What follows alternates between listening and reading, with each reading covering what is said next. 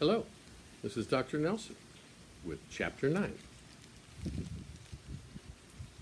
Another thing Miss Smith did was exchange her old radio batteries for charged ones.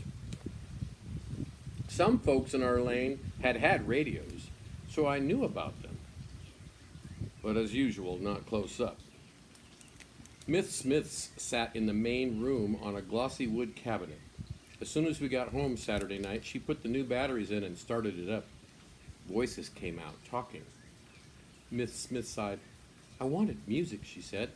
She reached up and switched it off. I suppose we'll have to hear all about the war eventually. She yawned and sat without moving. I thought of the food we bought. Apples, meat. I stood up.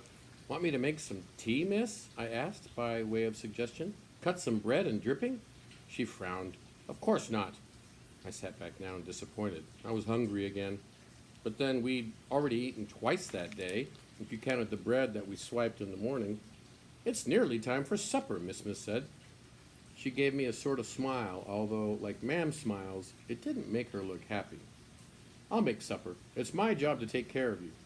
Right. But then she got up, and she did make supper.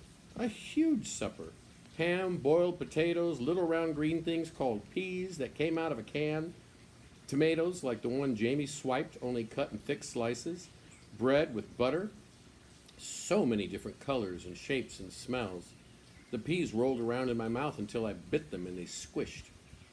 Supper was like a miracle. It was all that food all at once, and yet Jamie, worn out and cross, refused to touch anything except ham. I wanted to smack him. Hot food and meat. Miss Smith did not want us, but she was feeding us fine. Not to mention, I had a shoe. That meant she didn't mind if I went outside. Leave him, Miss Smith said tiredly, when I started to tell Jamie off. To Jamie, she said, you can't have second helpings of anything until you've taken one bite of everything on your plate. There had been pieces of cloth on the table, folded under the forks. Before she started eating, Miss Smith put hers on her lap, so we had two. Now Jamie took his cloth and used it to cover his head. I want ham, he said through the cloth. You may have more ham after you've tried a bite of everything, Miss Smith said. You're allowed to dislike food, but not before you've tasted it. And get that napkin off your head. Jamie hurled his plate against the wall. It shattered. Miss Smith screamed. I tackled Jamie. I grabbed a piece of tomato off the floor and mashed it between his lips. He spat it at me. Eat it, I roared. I grabbed peas and shoved those down his gullet. He choked and gagged. Miss Smith yanked me loose. Ada, she said, Ada, stop it, you'll hurt him. Hurt him? When it was him disobeying? Bedtime, Jamie. Miss Smith grabbed his flailing arm. Bath, then bed. She pulled him off the floor and started kicking him and carried him kicking, not kicking him, carried him kicking and screaming up the stairs. I'll kill him, I thought. I'll murder him for acting this way. I found my crutches and got to my feet. I picked up the broken pieces of plate and the food scattered across the floor. I wiped up the water I spilled when I knocked over my glass. I could hear Jamie screaming upstairs. Miss Smith was either bathing him or slaughtering him. Either was fine by me. When I finished cleaning the kitchen, I climbed the stairs, dead easy with the crutches. The screaming had stopped. I put clean water in the bath for you, Miss Smith said. Did you finish your supper? I nodded. I was still hungry, but my stomach was turning circles and I couldn't eat. There was hot water, soap, a towel. I already felt clean, but the water was soothing. Afterward, I put on new clothes called pajamas that were supposed to be just to sleep in. Tops and bottoms, both blue. The fabric was so soft that for a moment I held it against my face. It was all soft, this place. Soft and good and frightening. At home, I knew who I was. When I went into the bedroom, Jamie was curled into a little ball snoring, and Miss Smith was dozing in the chair by the bed. She's not a nice person, I reminded myself, and I went to sleep. In the middle of the night, I jumped awake, the way I did when Ma'am brought home guests. I sat up and clutched the blankets to me. My breath came in ragged gasps. Miss Smith said, It's all right, Ada. You all right? I turned. She was still sitting in the chair beside Jamie. Moonlight came through the window.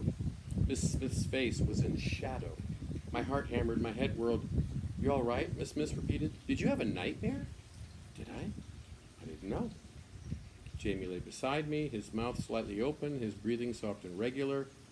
Were there bombs? I asked. She shook her head. No, I didn't hear anything, but I woke up too. She held her wrist up to a patch of moonlight. It's gone 3 o'clock. I didn't mean to fall asleep here. I've slept here in this chair most of the night. Somehow I could hear her smiling. I haven't slept for a long time, since Becky died. I don't sleep very well. I asked, when did she die? Miss Smith cleared her throat. 3 years ago. 3 years ago next Tuesday.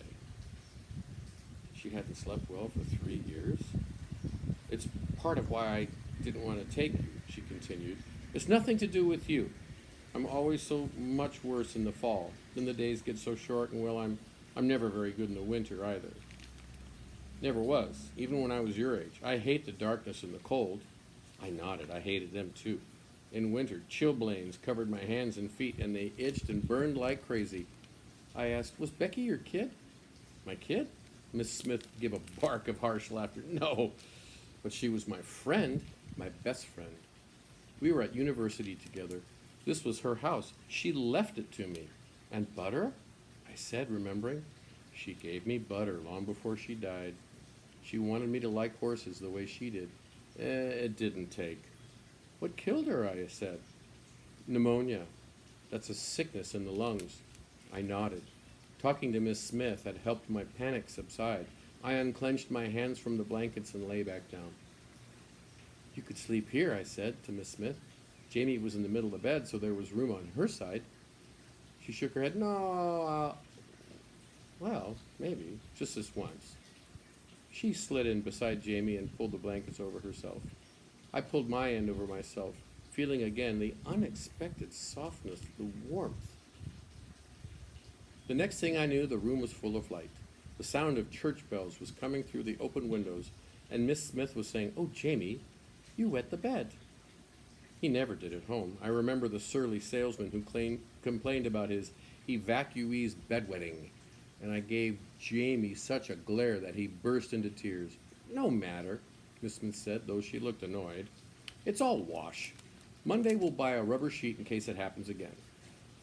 She was all the time having to buy stuff. I said, mostly to ease my worry, "Oh, of course, you're rich." Of course she was, with the posh house and all the food, not to mention a bank to hand her money. Far from it, she replied.